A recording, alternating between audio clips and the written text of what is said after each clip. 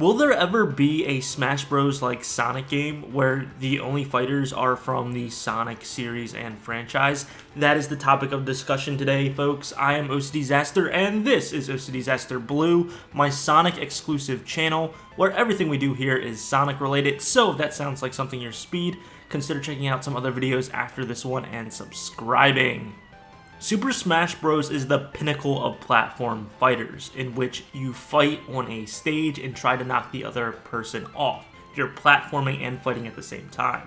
This is different than your arcade-like fighters such as Street Fighter, Mortal Kombat, and stuff of that nature, where you have a health bar. Many video game studios, developers, and publishers have tried to replicate the success of Super Smash Bros. With their own platform fighters, whether it's PlayStation All-Stars, Rivals of Aether, or Multiverses. But for the most part, most of them fail in comparison. Even the ones that are a bit successful just can't compare to that of Super Smash Bros. And that had me wondering, would Sega and Sonic Team ever try to make a platform fighter with the Sonic IP and characters? Now, we've all had this idea as we were kids, where the roster would just be filled to the brim with our favorite Sonic characters in a Smash-like game, but would it actually ever happen? And sadly, I don't think so. And I think the biggest reason is, why spend countless hours and dollars to build a game to compete with the best platform fighter, when you can just be in it yourself? Since Super Smash Bros. Brawl, Sonic has been in Super Smash Bros. And we've had some other Sonic representation as well, as sprites in Smash Ultimate, stages, and assist trophies with Knuckles and Shadow the Hedgehog. So it doesn't quite make sense to pull Sonic out of Smash and then throw him into his very own fighting-like game. It just seems like you're doing an uphill battle. Sure, fans would flock to a Sonic platform fighter, I know I would, but if it's not the same as Smash Bros, if it's not at that same quality, which is really hard to do to begin with, it's not going to get that reach that Sega and Sonic Team would want, so they're going to opt for the easier option and just allow Sonic to be in the best fighting game. Now, I know this isn't the answer that everyone was looking for, and I'm only like 2.5 minutes into the video, and I already answered the question of the title, so this was the first part of the video. I was going to go ahead and now pitch to you what my Sonic platform fighter game would be like if it were to exist. I don't think it will ever happen, unfortunately, but this is kind of like what I would do if I had the creative control and decision to make a Sonic fighting platformer. And I want to hear your guys' thoughts and opinions down below, what you think of my ideas and what ideas you have for yourself. Now, what I've seen for a lot of people is when you have games like PlayStation All-Stars or you have Multiverses, they're trying to be different than Smash. They're trying to have some similar elements, but diversify and be derivative of Smash. So they're not just called Smash clones. But it doesn't really seem to work out. In Multiverses, there's like a 2v2 component that they try to do, where you have more of a team-up sort of mechanic versus the one-on-one situation. PlayStation All-Stars just didn't understand the assignment, and it's really hard to even get KOs in that game, and it's just building up meters, whereas if Multiverses and or PlayStation All-Stars just blatantly took the foundation of Smash and just ran with that, then I think they would have been set. I think it would have been a successful IP and franchise. Sure, they would be called a clone. There might be some, careful considerations they would have to do so they don't get sued by Nintendo or what have you, but it would have been doable. But because they tried to be so derivative, they shot themselves in the foot. Now, why am I going on a mini tangent about these failed Smash clones? It's because I'm going to lean into the Super Smash Bros. Side. I would make a Sonic fighter that feels and plays like Super Smash Bros. First and foremost. There'll be a few tweaks and interesting things in there to make it slightly derivative, but not so much so that you feel like you're playing a lesser version of the main source. And I'm going to start with that. You have stages, you try to knock each other off the stage. It can either be timed or stock battles, and you can also have a stamina battle as well for health. The stages would be throughout all of Sonic's history, and that part is pretty straightforward. I think you guys could imagine what stages those would be. If this video does well, and if you guys let me know down in the comments if you want to see a whole series on my version of a Smash-like Sonic game, the roster, everything like that, I'm more than happy to do that if that's something you would like to see. So just let me know. But right now I'm just going to be talking about the main gimmick, the main pitch. So you have all of this that's very similar. You have aerials, you have neutrals, you have smash attacks. You wouldn't call it smash attacks, obviously. It'd be like a heavy attack, power attack. You try to knock the person off the stage. Easy, done. But what I would add to it is actually kind of already a mechanic in Melee, but it would be rings. Sonic is known for rings, collecting rings, having rings to keep you alive, and I think that's very important for something like this. Now, I mentioned Melee. Back in the day, there used to be a coin mode for Smash Bros. I think even Brawl had it, in which you could select coin mode and coins would fall out as you hit somebody, and whoever collected the most coins wins at the end. I don't think that's necessarily where I would like to go with this, but just imagine that when I'm talking. As you're fighting in this hypothetical Sonic Smash Bros. Game, rings are flying out of people. You do have a ring counter, but it's not whoever has the most rings at the end wins, because there's a lot of ways you can cheese that. Yes, you can get more rings when you punch somebody, and you lose rings when you fall off the stage. Yes, that makes sense.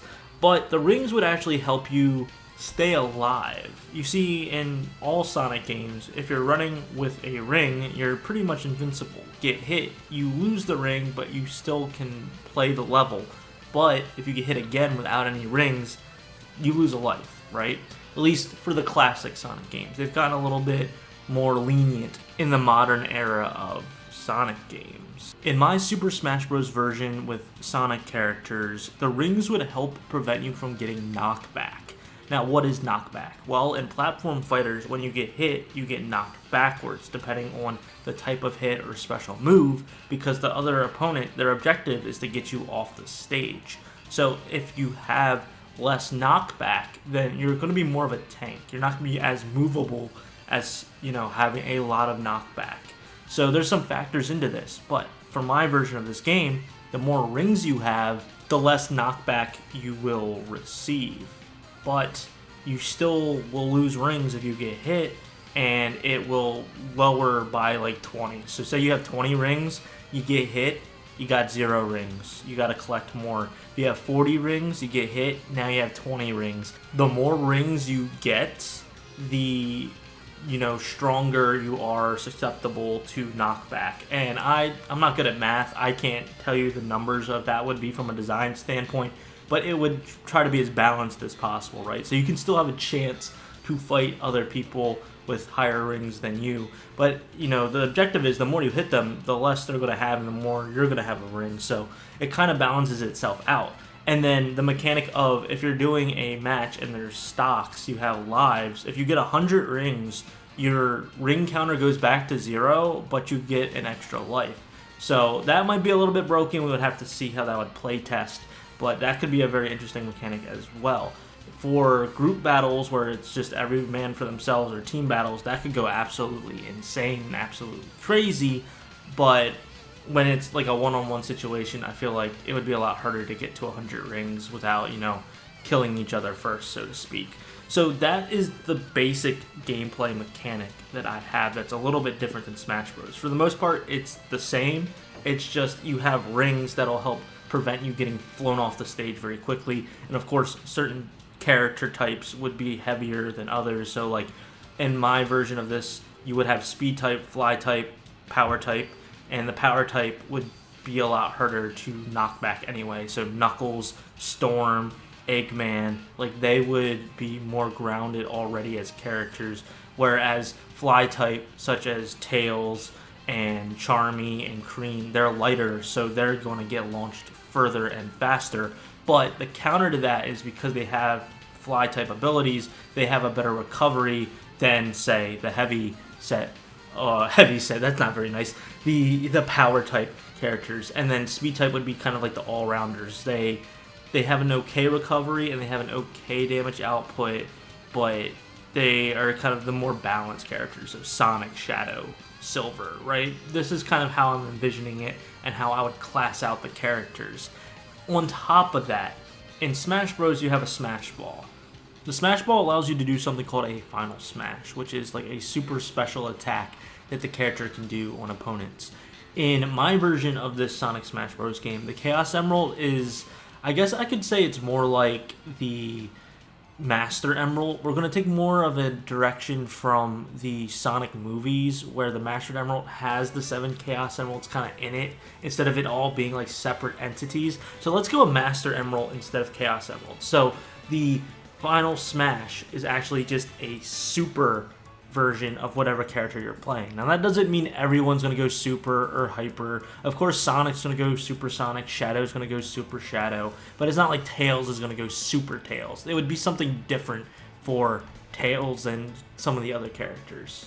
So yeah, that is my overall pitch for a Sonic Smash Bros. Like game. Once again, I don't think this is ever actually going to happen, just because they would much rather just put Sonic in Smash Bros. And I have a heavy suspicion that in the next Smash Bros. Game that they come out with for Switch 2, Shadow will now be a playable character, not just an assist trophy, which will get a lot of hype and a lot of people will be excited, myself included.